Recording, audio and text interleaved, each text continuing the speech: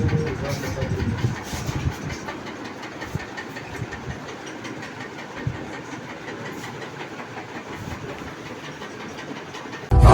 है प्रचंड बोल मस्तकों के झुंड आज जंग की घड़ी की तुम हार दो। मेरे साथ हैं भाई शेख मोहम्मद इदरीसी और ये मुस्लिम समाज में काफ़ी बढ़ चढ़कर हिस्सा लेते रहे हैं और समाज के लिए समर्पित हैं और इन्हें मुस्लिम समाज ही नहीं सभी मंचों पर देखा जा सकता है, सभी धर्मों के लोगों के साथ देखा जा सकता है, सभी जातों के साथ देखा जा सकता है और ये 24 घंटे सातों दिन समाज सेवा में समर्पित रहते हैं। इनको सूचना मिले तो ये हर जगह मौजूद होते हैं और इन पे इस समय जवाहर बाल मंच दक्षिण दिल्ली की जिम्मेवारी है और आज समाज के बारे में जो भी इनका नज़रिया है बात करते हैं भैया से। भाई जी नमस्कार। नमस्कार जी।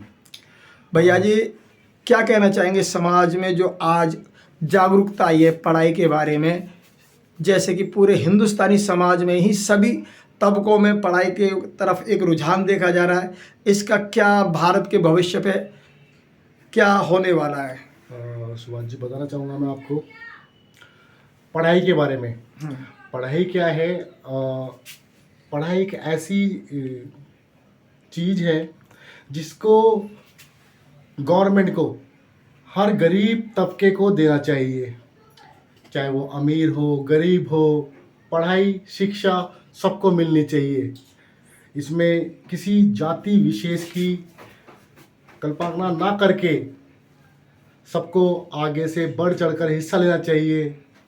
मैं इस समाज को यही संदेश देना चाहूँगा, समाज दो निवाले कम खाए लेकिन अपने बच्चों को पढ़ाया करें, क्योंकि पढ़ेगा इंडिया तभी तो बढ़ेगा इंडिया। जैसे कि आपने कहा कि पढ़ेगा इंडिया तो बढ़ेगा इंडिया, ये बहुत अच्छी बात कही आपने।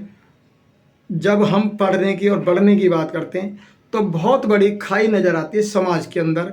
जैसा कि आपने अक्सर देखा होगा सरकारी स्कूल और पब्लिक स्कूल, सरकारी स्कूलों में भी फीस के रेट के हिसाब से शिक्षा है। जो 500 रुपये ले रहा है वो 500 की जैसी पर शिक्षा दे पा रहा है, जो 5,000 रुपये महीने दे रहा है उसको वैसी शिक्षा मिल पा रही है, और जो 50,000 महीना अपने बच्चे पे खर्च कर रहा है उसको वैसी शिक्षा मिल पा रही है। इस तरह के जो कैटेगरी वाइज जो भारत के अंदर शिक्षा व्यवस्था बनी हुई है उसके क्या आप कुछ ये दुष्परिणाम देखते हैं? ये तो मैं केंद्र सरकार से निवेदन करना चाहूँगा, जो प्राइवेट स्कूलों ने घोर अंधेर मचा रखा है इस युग के अंदर पढ़ाई को लेके। गरीब का बच्चा तो पढ़ नहीं पाएगा, अमीर का बच्चा पढ़ जाएगा, ये गलत है। संविधान के अंदर साफ साफ लिखा पड़ा है कि भाई सब बराबर के हकदार हैं, तो ये ऊंच नीच कैसे? गरीब शिक्षा में ही ऊंच नीच है। बिल्कुल है सर। अभी आप देखिए किसी गरीब का बच्चा प्राइवेट स्कूल में पढ़ सकता है? आप बताइए मुझे, पॉसिबल नहीं है। कहाँ से देगा 5,000 महीने की फीस? अगर वो सरकारी में जाता है तो पढ़ लेगा, लेकिन शिक्षा जो है इतनी अच्छी नहीं है। जो वो 12वीं तक तो शिक्षा आराम से पा लेता, 12वीं के बाद में जो कंपटीशन के बाद जैसे कि अभी आपको देखा होगा कुछ बच्चे जो दिल्ली से बाहर से बच्चे पढ़ने के लिए आते हैं। जब दिल्ली के बच्चे हमारे जो बाहर जाते हैं पढ़ने के लिए, बहुत से आर्थिक प्रॉब्लम्स आते हैं, आर्थिक प्रॉब्लम आती है, तो बहुत से झेलना पड़ता है लोगों को। तो इन सबसे बचने के लिए सरकार को एक बड़ा कदम उठाना पड़ेगा इसके लिए। और हमारे जो मुसलमान कम्युनिटी है सबसे कम कमज़ोर है पढ़े लिखे होने के बाद, अगर वो चाहें तो बच्चे पढ़ सकते हैं। खासकर मैं मुसलमानों को बोलना चाहूँगा कि आप अपने बच्चों को ज़रूर पढ़ाएं। दो निवाले कम खाया करें लेकिन अपने बच्चों को पढ़ाया करें। मैंने एक संदेश सुना था कभी अपने बचपन में कि इस्लाम की 2 शिक्षाएं मेन हैं और जो माँ बाप को फ़र्ज की गई थी कि तालीम और परवरिश, पहले तालीम फिर परवरिश। क्या ये सच है? देखिए सुभाष जी, मैं बताना चाहूँगा, तालीम क्या है? शिक्षा, ठीक है। और तालीम जो है हमें घर से ही मिलती है। बच्चा घर में रहता है ना, तो सबसे पहली जो शिक्षक होती है कौन होती है उसकी? माँ होती है। अगर माँ चाहेगी ना तो बच्चे को अर्श से फर्श तक पहुंचा देगी। एक माँ ही होती है जो बच्चों को लालन पालन में अर्श से फर्श तक ले जाती है। मैं शेख भाई आपसे ये पूछ रहा था, जैसे कि फर्ज की गई है माँ बाप के लिए कि औलाद उतनी करे जितनी की तालीम और परवरिश कर सके। हाँ और बिल्कुल, आपकी बात से मैं सहमत भाई हूँ। दीन ये कहता है कि ये नहीं है कि भी औलाद अल्लाह देता है, ये सब जानते हैं, ये मगर सब तो- अल्लाह एक ताकीद भी करता है देखिए, ये कि सब औलाद तो- उतनी जितनी की तालीम और परवरिश कर सको। देखिए ये सब तो कहने की बात है, रब एक है, ठीक है। आप उसे राम बोलते हैं तो हम उसे अल्लाह बोलते हैं, ये तो अपना अपना लोगों का नज़रिया है, ठीक है।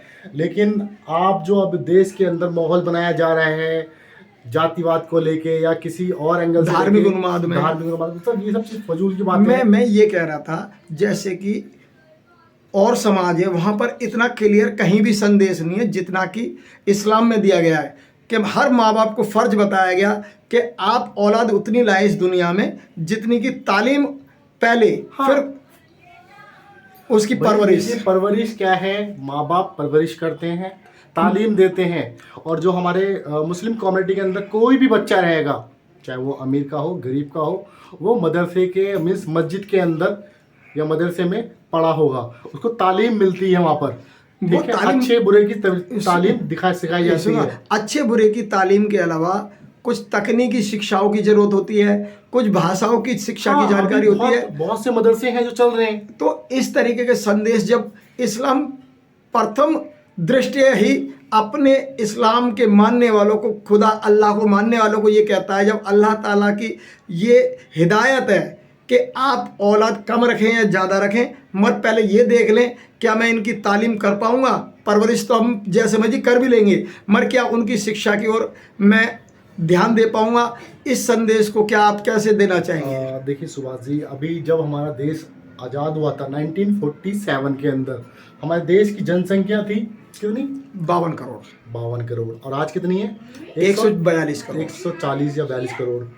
तो ये जो पॉपुलेशन बढ़ी है, ठीक है। अभी आपको जो मैं ग्राफिक बताऊँ, ग्राफिक उस टाइम पे जो जनसंख्या थी, एक कितने भैया आपने? 52 करोड़ के आसपास। 52 करोड़ के आसपास।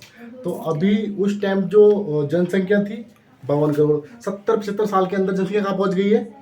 140-42 करोड़। जब हमारे देश के हाथ में संविधान आया तो उसको संभाला किसने? सभी भारतीयों ने ही संभाला, भारतीयों ने, या एक सभी लोग शामिल थे उसमें। सभी लोग शामिल थे, है ना। जब हमारा देश आज़ाद हुआ था तो एक लुटी पुटी सरकार बची, क्योंकि हमारे को कुछ लोग भी नहीं था, जो हमारे पास विदेशी में थे लगातार सब लूट के ले जा चुके थे, बहुत कुछ हम पे बचा ही कुछ नहीं था। अभी क्या है, जैसे जैसे टाइम निकलता जाएगा पॉपुलेशन और बढ़ती जाएगी, है ना। आपने बहुत अच्छी बात कही। मैं ये कह रहा था कि दीन हमारे हिंदुस्तान में 3 मशहूर हैं। ईसाई, वहाँ भी शिक्षा के बारे में प्रथम दृष्टया नहीं कहा गया कि पहले शिक्षा, मगर वो शिक्षा में अच्छे चले। दूसरे नंबर पर हिंदू, उनके अंदर भी कोई विशेष निर्देश नहीं थे कि शिक्षा बच्चों को कैसे देनी है, क्या देनी है। उन्हें ये कहा गया अपनी अकल से सोचो और अपने बच्चों का लालन पालन करो। और एक धर्म ऐसा था जहाँ पर कि प्रथम दृष्टया उनकी जिम्मेवारी दे दी गई थी, एक ताकीद कर दी गई थी कि आप बच्चे होंगे, बच्चों को मना नहीं है, मगर पहले ये देखो कि आप औलाद की शिक्षा दे पाओगे या नहीं। क्या आप उस पे मुस्लिम समाज ने ध्यान दिया? अगर मुस्लिम समाज में पहले ये ध्यान दिया होता ना, ये जो आज हो रहा है ना, तो इसकी ज़रूरत नहीं पड़ती।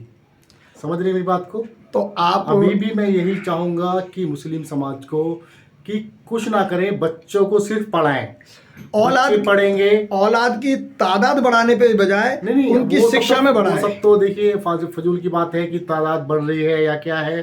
क्योंकि देखिए अगर आप कम्युनिटी देखेंगे ना, चाहे वो पहले के हमारे बाप दादा रहे होंगे, किसी अलग उसके रहे होंगे, शेख भाई, तो सबके शेख भाई, मैं ये नहीं कह रहा कि ज़्यादा बढ़ रही है, मैं ये कह रहा हूँ कि अगर हमारे बच्चे कम भी हैं तो कोई दिक्कत नहीं है। हमारे बच्चे होनहार होने चाहिए, काबिल होने चाहिए, right, you are काबिल right. होने चाहिए, काबिल होना चाहिए, अच्छी जिससे कि position हमारे होना चाहिए। देश में, दुनिया में, जहाँ पर भी हो, मेरे बेटे का नाम, मेरे भाई के बेटे का नाम बेटे के नाम से जाना जाए बेशक कि भाई मेरे ये उसका बाप है, फला फला का लगा है। और बाप के नाम से बेटे को ना जाना जाए कि ये उसका बेटा है। बेटे के नाम से बाप को अगर जाना जाएगा, वालिदान के नाम से बच्चे को जाना जाता है, तो बच्चे की वैल्यू नहीं है।